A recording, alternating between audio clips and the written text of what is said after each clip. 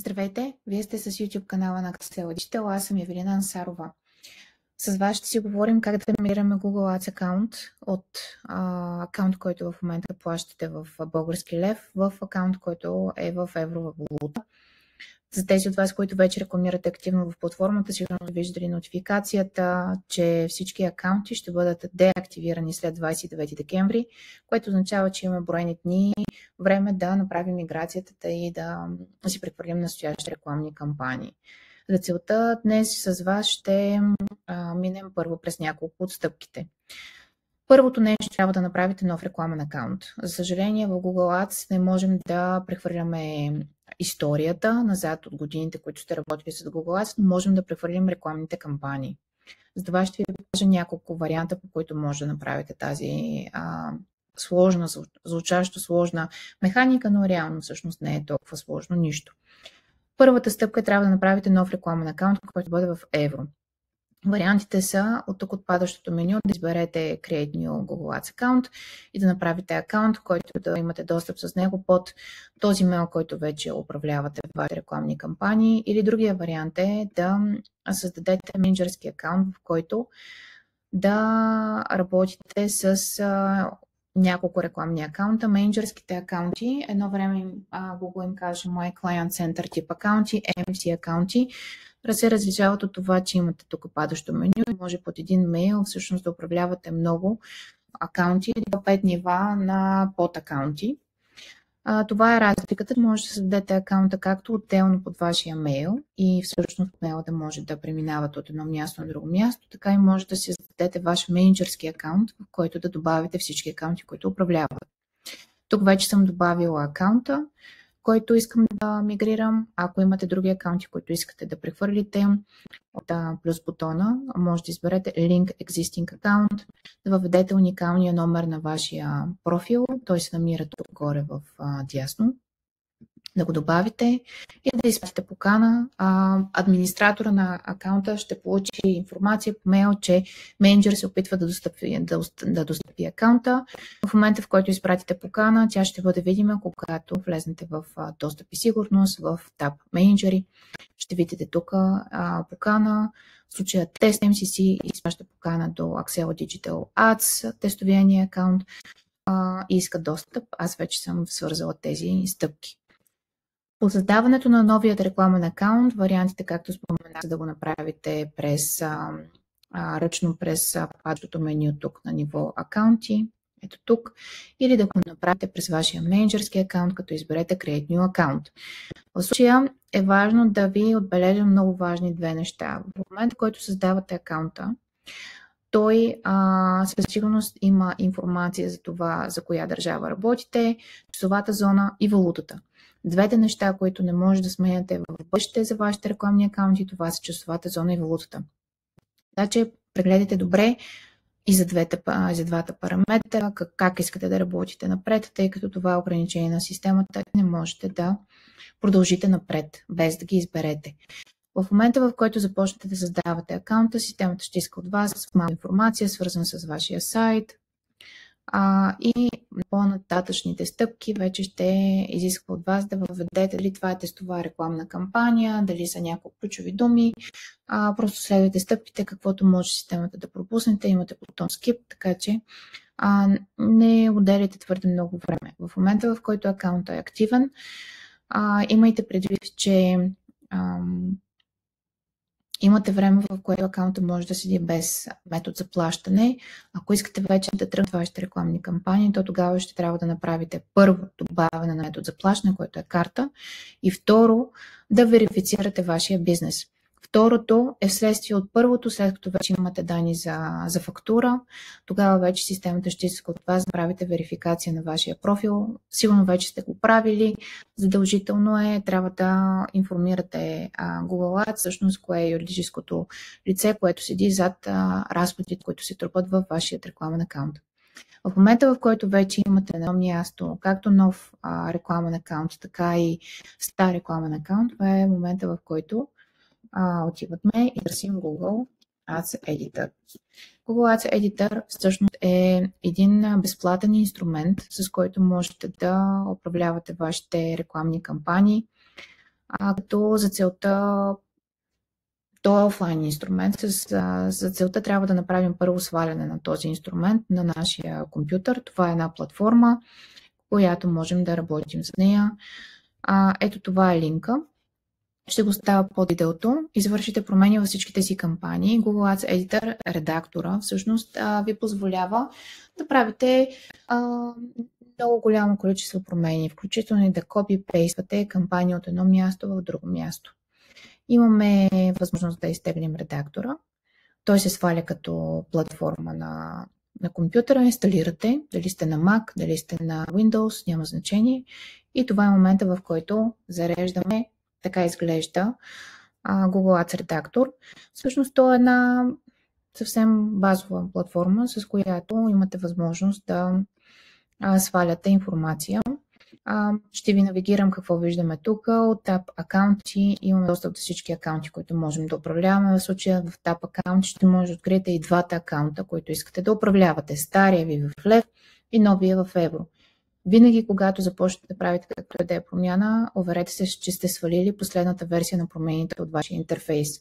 Тъй като този инструмент той няма връзка в реално време с вашите кампании. Не знае, ако в момента направя промяна по акаунт, докато не сваля промените, няма да знае, че те са направени във вашия акаунт. Затова и винаги, когато започнете да работите през редактора, първо свалете актуална информация, може да изберете да свалите всички кампании, може да изберете да свалите тези, които вече са налични в акаунта, може и да изберете конкретни кампании, които искате да свалите.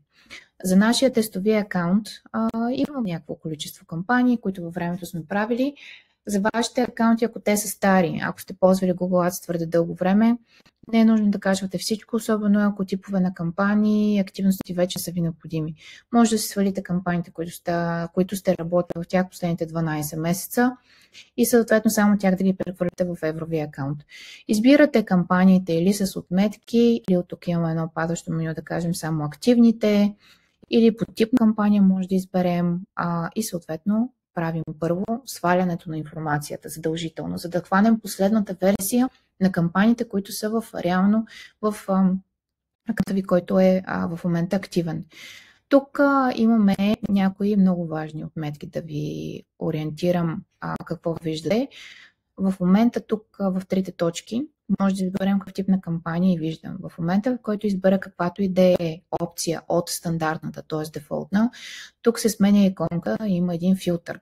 Ако искате да сте сигурни, че гледате абсолютно всичко, което се намира в момента в акаунта, дайте Reset to Default. Тук съм голям привърженик на използване точно тази отметка, тъй като тя автоматично слага филтър и филтър означава, че ще виждам само типове на информация, която е налична в акаунта. Ако махна отметката на ниво реклами, виждаме абсолютно всички възможности за реклами в Google Ads, но повечето от тях за нас са празни. Затова и няма нужда те да седат отворени. В момента, в който маркирам, оставам само тези реклами, които всъщност сме създавали Responsive Search Ads или Expanded Text Ads. Expanded Text Ads вече няма в интерфейса, така че не е нужно да ги прекъсвам. Вече не са активни последните 2 години. В момента, в който сте тук в акаунта, може да разглеждате структурата, може да минавате през различно ниво на ниво рекламна група, къде е цената на клик, може да минете през какви са ключовите думи, които сме добавили, през това какъв тип на реклама, това е Expanded Text Ad, както споменахте, вече не са активни, а и рекламата виждате колко различно изглежда. Това е преди доста години. За целта да си хванем абсолютно всички кампании. Отиваме на ниво кампании, отиваме на ниво акаунти. От тук, в момента, в който вече сте създали евровия акаунт, ще може да изберете с отметка и двата акаунта. В случая аз имам този един. Това, което правим е слагаме копи и избираме акаунт, в който искаме да песнем кампаниите.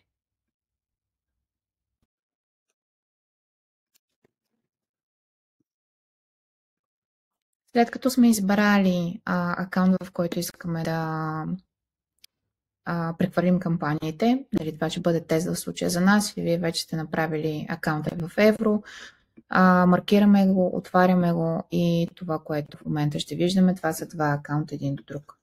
Ето така може за някакъв вид на информация как изглеждат. Тоест, ние имаме в момента отляво акаунта, който в момента ползваме в лев и отясно за вас в случая би бил акаунта, който бихте ползвали в евро. Това, което е необходимо да направим тук е да си ресетнем to default, да си махнем отметките, отиваме на таб кампании и от тук даваме Ctrl и A. Това е варианта, в който маркираме всички елементи, Ctrl и C, ако те на Mac, Command и C и съответно в другия акаунт сменяме екрана и даваме Command и V. Това, което виждаме тук са няколко нотификации, които е необходимо в момента да преминем и да огледаме какъв е проблема. Първо, че някои от кампаниите са стари, предполагам, че на ниво реклами ще светне проблем. Да, ето те са в червено. Ако и при вас също нещо се случва, просто трябва да ги изтриете. Те не могат да бъдат прехвърлени Expanded Text Ads, просто защото вече не съществуват в платформата. Също така виждам червена удивителна на ниво тази кампания и тук имаме проблем с типа на кампания, която под някаква форма не ни допуска да бъде search. Ще сменим бидинг стратегията на нещо друго, на Maximize Conversions и в момента вече нямаме нищо светещо. Оранжевите триъгълници всъщност са нещо, което е полезно и можем да минем през тях като нотификации. Примерно в момента на оранжево ми свети, че не са политически реклами, така че това е по-скоро информативно. Но видяхте всъщност, че копирах с функциите, клавишните функции, копирах всички кампании и ги прехвърлих в тестовия акаунт. В момента, в който сме прегледали всички неща, и много важно на този етап, в момента в който прехвърлите кампаниите и валутата на новия акаунт е евро, прехвърлянето на сумите, дневните бюджети, те се запазват като числа. Какво означава? Трябва със сигурност да превалутираме бюджета и в левовия акаунт е бил 20, да го сметнете колко трябва да бъде в евровия, в еврова валута, за да не остане всъщност в 20 евро, което би било значително по-висок бюджет от 20 лева. В момента, в който тези неща вече сте ги оправили, в момента, в който трябва да публикуваме промените. Публикуването на промените се случва с ето този бутон горе в дясно, който е Post Changes to this account. Тоест всички промени, които вече сме прехвърлили, всички кампании, които сме copy-paste в новия акаунт, трябва да бъдат прехвърлени на новото място. Избираме качване на кампании, то дава едно обобщение на всичките промени, които прави, че качваме 60 ключови думи, качваме рекламни групи и натискаме бутона Post. Тук може да отнеме повече време за някои акаунти, които са доста по-големи, а за други акаунти може да е сравнително бързо. Постването на промени се случва в няколко етапа. Виждаме, че имаме една грешка, докато всички останали елементи, които са в синус, са успешно качени.